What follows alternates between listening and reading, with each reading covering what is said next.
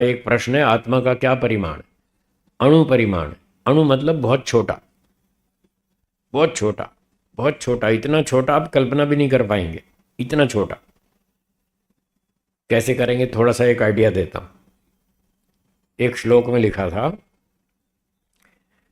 बालाग्र शतभागस्य शतधा कल्पितस्य च है भागो जीवो विज्ञेयो, कि जीवात्मा को कितना छोटा समझे हम। ये जो आपके सिर का बाल है, उस बाल की जो नोक है, नोक, कॉर्नर, छोटा सा बाल की नोक, उसके 10,000 टुकड़े करो। बाल की नोक के 10,000 टुकड़े करो, तो उसका एक टुकड़ा कितना छोटा होगा? आत्मा उससे भी छोटा है, ऐसा बताया। तो अब इतना छोटा तो शायद कल्पना में भी नहीं आएगा। तो ये है जीवात्मा, ये अणु परिमाण कहलाता है। हाँ, अणु मतलब बहुत छोटा, बहुत थोड़ी जगह में वो रहता है, ये अणु परिमाण हो गया। हाँ, वो जहां भी रहेगा कोई ना कोई स्पेस तो होगा ना, कोई जगह तो होगी ना जहां वो रहेगा, इतना छोटा कोई जगह तो होगी। तो जितनी जगह में रहता है वो उसका परिमाण है, उतना एरिया। परिमाण का तो अर्थ है लंबाई चौड़ाई। जगह का नाम तो आकाश है। जगह मतलब आकाश, स्पेस, स्थान। वो स्थान तो आकाश नामक द्रव्य है। उसमें, उस आकाश में उसने कितना एरिया कवर किया, वो जो एरिया कवर किया, लंबाई चौड़ाई गोलाई, वो उसको परिमाण कहते हैं। हाँ, साकार निराकार तो ये है कि उसका नियम अलग है। परिमाण साकार में भी होता है, निराकार में भी। परिमाण दोनों में होता है, दोनों में होता है। परिमाण गुण दोनों पदार्थों में होता है, चाहे वो साकार हो चाहे निराकार हो। साकार हो तो भी किसी न किसी एरिया में रहेगी, और निराकार हो तो भी कहीं ना कहीं तो रहेगी ना। तो रहना तो उसको है ही, चाहे साकार हो चाहे निराकार हो। तो जितने एरिया में वो एग्जिस्ट करती है, जितने एरिया में वो टिकी हुई है, उतने एरिया का नाम परिमाण गुण है। अब साकार वस्तु है, वो भी किसी न किसी एरिया में रहेगी, और जो निराकार है वो भी रहेगी। तो आत्मा निराकार है, ईश्वर भी निराकार है, ये दोनों तो निराकार है। और जो प्रकृति है वो साकार है। अब ये साकार निराकार का क्या कारण, क्या आधार, कैसे पहचाने ये साकार है ये निराकार है? उसका उत्तर यह है कि जिस वस्तु में परमाणु होते हैं, जो परमाणु है वो स्थान को घेरता है। क्या बोला? घेरता है, वो साकार है। तो जो परमाणु है वो साकार है। एक परमाणु भी साकार है, और करोड़ों अरबों खरबों वो भी साकार है, सारे परमाणु। तो जो एक परमाणु है वो साकार है, वो स्थान घेरता है। ऐसे ही करोड़ों परमाणु जोड़कर फिर आपने एक ईंट बना दी, वो भी स्थान घेरेगी, उसमें भी परमाणु है। तो परमाणु और परमाणु से बनी हुई वस्तुएं वो सारी साकार हैं, वो सब की सब स्थान घेरती हैं।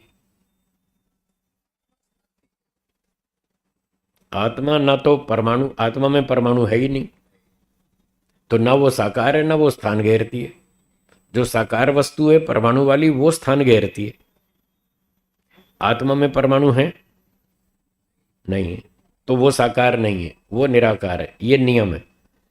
जिस वस्तु, जो परमाणु रूप है या परमाणु से बनी वस्तु है, वो तो स्थान घेरेगी और वो साकार भी होगी। और जिसमें परमाणु नहीं है, ना वो साकार होगी ना वो स्थान घेरेगी, वो निराकार होगी और स्थान बिल्कुल नहीं घेरेगी। तो परमाणु ना तो आत्मा में है ना ईश्वर में, दोनों में परमाणु नहीं है, इसलिए वो दोनों ही स्थान नहीं घेरते और दोनों ही निराकार है।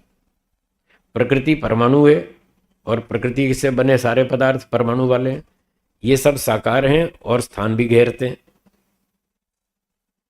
अब यदि निराकार वस्तु भी स्थान घेरती हो, अब दूसरा पक्ष सोचिए। अगर निराकार वस्तु स्थान घेरने लग जाए, तो सारा स्थान तो ईश्वर घेर लेगा, फिर आप और हम कहाँ रहेंगे? और प्रकृति कहाँ रहेगी? उसको रहने की जगह ही नहीं बचेगी, सारी जगह तो ईश्वर घेर लेगा। पर हम तीनों एक साथ रह रहे हैं, ईश्वर भी रह रहा है, हम भी रह रहे हैं, प्रकृति भी, तीनों एक साथ रह रहे हैं एक ही जगह में। ये इसीलिए पॉसिबल हो पा रहा है कि तीन में से केवल एक वस्तु है जो स्पेस ऑक्युपाई करती है, जो स्थान घेरती है, वो केवल तीन में से एक है, वो है प्रकृति। उसने स्थान घेर लिया। दो चीजें स्थान नहीं घेरती, इसलिए तीनों एक ही जगह पर टिक जाती हैं।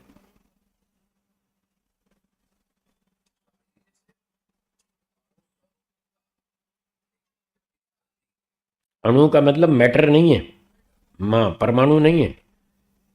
अणु ये परिमाण का नाम है, जो द्रव्य का नाम है वो मैटर होता है। अणु मैटर, जैसे परमाणु, सत्वगुण, रजोगुण, तमोगुण, ये मैटर है, ठीक है ना, वो स्थान घेरता है। आत्मा अणु जो कहा जा रहा है वो परमाणु के रूप में, द्रव्य के रूप में नहीं कहा जा रहा, वो परिमाण गुण के नाम से कह रहे हैं। तो आत्मा अणु है, ये उसका परिमाण बताया जा रहा, ना कि सत्वरजतम की तरह परमाणु है, वैसा नहीं है। इसलिए वो स्थान नहीं घेरता, इसलिए घूमता रहता है ईश्वर के अंदर, आता रहता है, जाता रहता है। और मुक्ति में एक आत्मा सामने हो और ये एक दूसरा आत्मा हो तो एक दूसरे में से क्रॉस भी हो सकते हैं। हाँ, वो टकराते नहीं आपस में। टकराती वो चीजें हैं जो जो परमाणु वाली हैं, वो टकराती हैं, उनमें टक्कर मारने का गुण है। वो स्थान भी घेरती हैं और टकराती भी हैं। अब दो आत्माएं हैं, वो दोनों निराकार हैं, न वो स्थान घेरती हैं न टकराती हैं, एक दूसरे में से यूं क्रॉस हो जाएंगी। जैसे जैसे एक आत्मा ईश्वर में रोज घूम रहा है इधर उधर, क्यों जी? आज आत्मा ईश्वर में घूम रहा है कि नहीं? हम दिल्ली जा रहे हैं, पंजाब जा रहे हैं, हरियाणा जा रहे हैं, हिमाचल जा रहे हैं, सारे देश में घूम रहे हैं। बताओ क्या दिक्कत आ रही है? जब आत्मा ईश्वर में घूम सकता है और कोई दिक्कत नहीं आ रही, तो ऐसे ही एक आत्मा दूसरी आत्मा में भी घूम सकता है, उसमें भी कोई समस्या नहीं आएगी। कारण वही है कि वो दोनों टकराते नहीं है। क्यों नहीं टकराते? क्योंकि उनमें परमाणु नहीं है, इसलिए न टकराते हैं न स्थान घेरते हैं। इसलिए कोई भी कहीं भी मुक्ति में कहीं भी घूम सकते हैं, एक दूसरे में से क्रॉस हो जाएंगे, कोई समस्या नहीं है।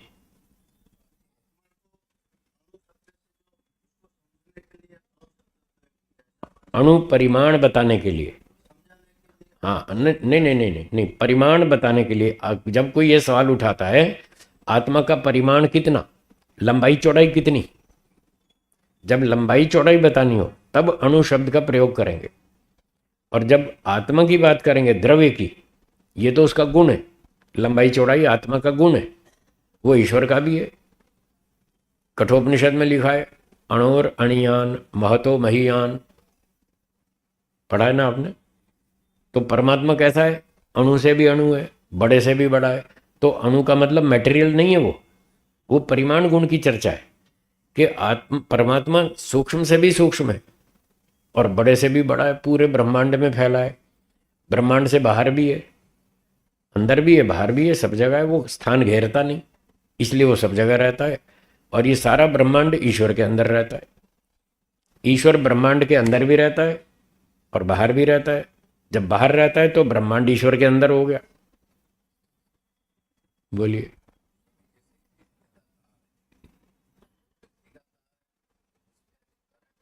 ठीक है।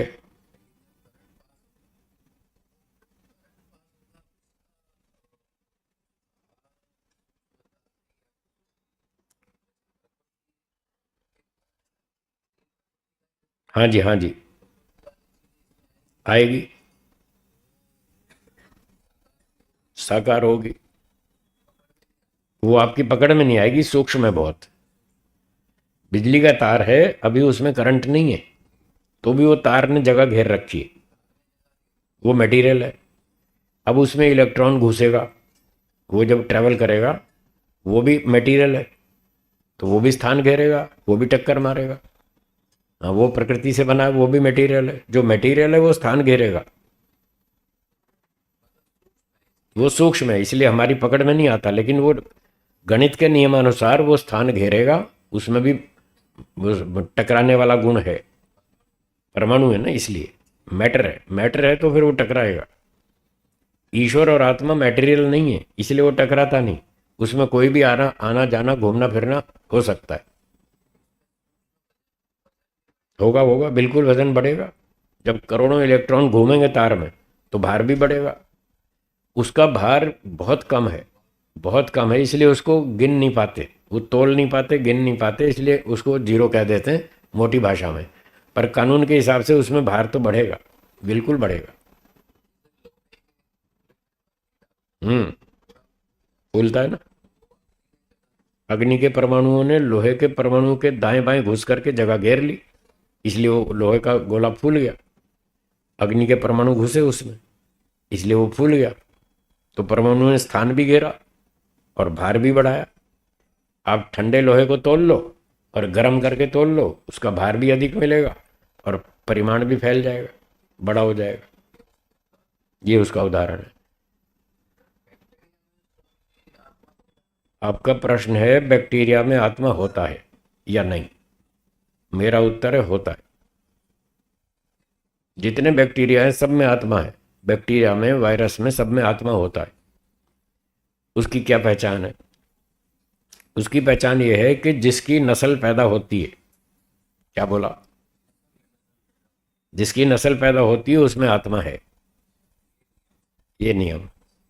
गाय की नस्ल पैदा होती है, गाय की संतान होती है ना अपनी नस्ल की, तो गाय में, गाय से गाय पैदा होती है, उसमें आत्मा है। बकरी से बकरी पैदा होती है, उसमें आत्मा है। घोड़े से घोड़ा, गधे से गधा, मनुष्य से मनुष्य, इनमें सब में अगली अगली नस्ल पैदा होती है, तो मतलब उसमें आत्मा है। कार से कार पैदा होती है, मतलब वहाँ आत्मा नहीं है। स्कूटर से स्कूटर पैदा नहीं होता, उसमें आत्मा नहीं है। पर बैक्टीरिया से अगला बैक्टीरिया पैदा होता है, होता है तो आत्मा है। जहां अपने जैसी नस्ल पैदा होती है वहां आत्मा है, ये नियम। सिस्टम अलग हो सकता है, हाँ, किस तरह से पैदा होता है। कोई अंडे से पैदा होता है, कोई गर्भाशय से पैदा होता है, कोई गर्मी पसीने से पैदा होता है, वो सिस्टम अलग चीज़ है। पर अपने जैसी नस्ल पैदा होती है, मल्टीप्लिकेशन होता है, तो समझ लो उसमें आत्मा है, ये पहचान। हम्म। हाँ हाँ, ठीक है।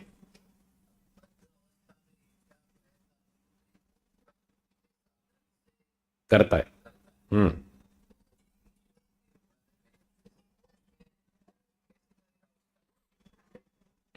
आपका प्रश्न ये है कि जीवात्मा के जो स्वाभाविक गुण हैं वो बंधन अवस्था में भी हैं और मोक्ष में भी रहेंगे। ठीक बात है। तो प्रश्न ये है कि बंधन अवस्था में तो जीवात्मा ये प्राकृतिक साधनों की सहायता से काम कर रहा है। आंख, नाक, कान, मन, बुद्धि, इंद्रियां, ये सब प्रकृति से बने, इनका सहयोग ले रहा है। तो मुक्ति में कैसे करेगा? वहां ये साधन तो होंगे नहीं, तो वहां साधन बदल जाएंगे। आत्मा की 24 शक्तियां स्वाभाविक हैं, वो 9वें समोल्लास में लिखी हैं। वो आज भी हैं, तब भी रहेंगी, वो तो स्वभाव है उसका, वो हटेगा नहीं कभी भी। अब बंधन की स्थिति में जीवात्मा प्रकृति से बने साधनों का सहयोग ले रहा है। ये आंख, ये कान, ठीक है, हाथ पैर, ये सब प्राकृतिक वस्तुओं का सहयोग ले रहा है और अपना काम कर रहा है। मुक्ति में ये साधन तो यहाँ छूट जाएंगे और ईश्वर की शक्तियां जोड़ लेगा अपने साथ। ईश्वर उसको अपनी शक्तियां दे देगा, ले भाई तू भी देख ले। ईश्वर संसार को देखता है या नहीं?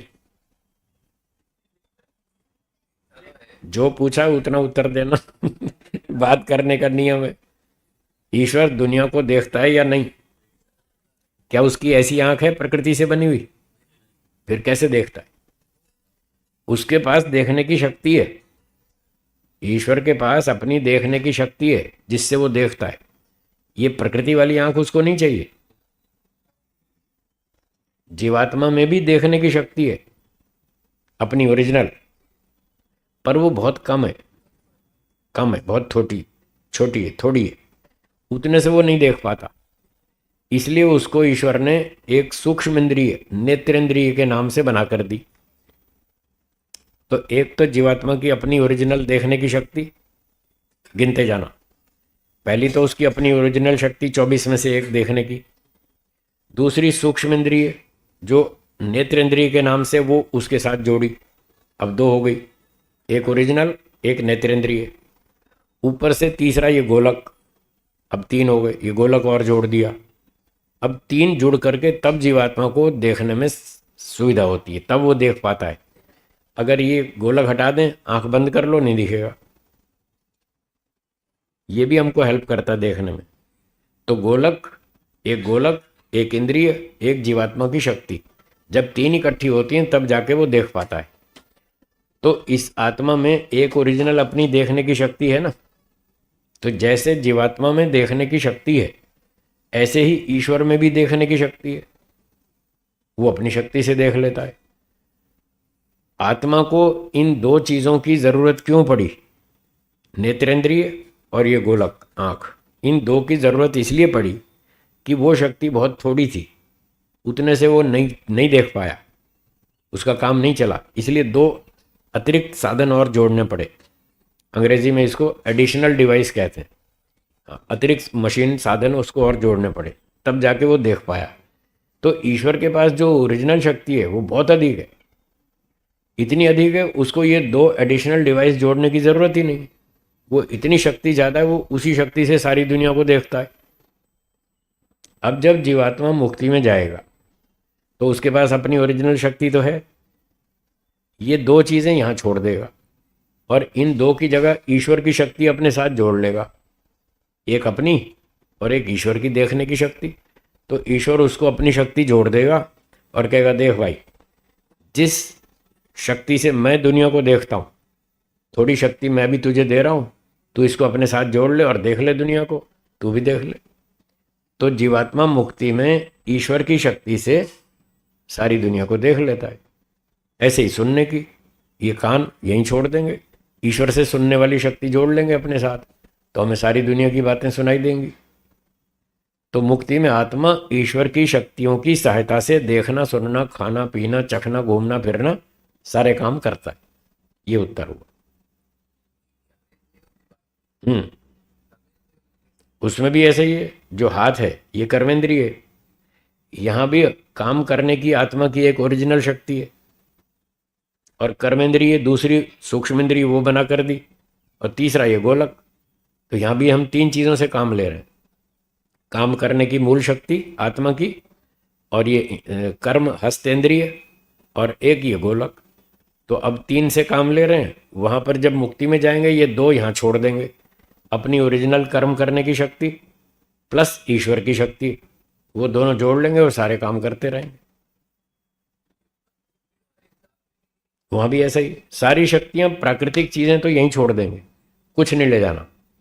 वहाँ दूसरी शक्तियाँ ईश्वर दे देगा अपनी, जो जो काम हम आज इन इंद्रियों से कर रहे हैं वो शक्तियाँ ईश्वर अपनी जोड़ देगा और हमारे सारे काम हो जाएंगे।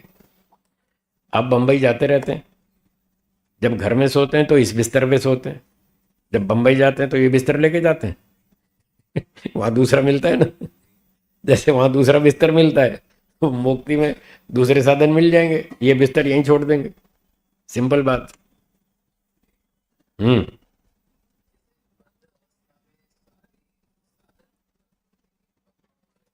ठीक है, सब कट जाएंगे, परमाणु सब छूट जाएंगे, एक भी परमाणु आत्मा के साथ कनेक्टेड नहीं होगा, तभी तो प्रकृति से पीछा छूटेगा। इसी का नाम तो मुक्ति है, प्रकृति से पीछा छुड़ाओ, यही मुक्ति है जी। उसमें कोई परमाणु नहीं है, कोई परमाणु नहीं है, इसलिए वहां कोई दिक्कत ही नहीं, वो टकराएगी नहीं कहीं। हाँ, ये तो टकराती है ना, वहां कोई टकराने का काम ही नहीं है, क्योंकि वहां परमाणु कुछ है ही नहीं। पूरे ब्रह्मांड के अंदर आत्मा घूमेगा, कहीं भी जाए कहीं भी आए, सब जगह घूमे फिरे, कोई रोक टोक नहीं, कोई रुकावट नहीं, कोई उसको ब्रेक नहीं लगा सकता। कोई लोहे का बड़े से बड़ा दीवार हो लोहे की, वो उसको नहीं रोक सकती, वो क्रॉस हो जाएगा, उसको नहीं रोक सकता, कोई भी नहीं रोक सकता।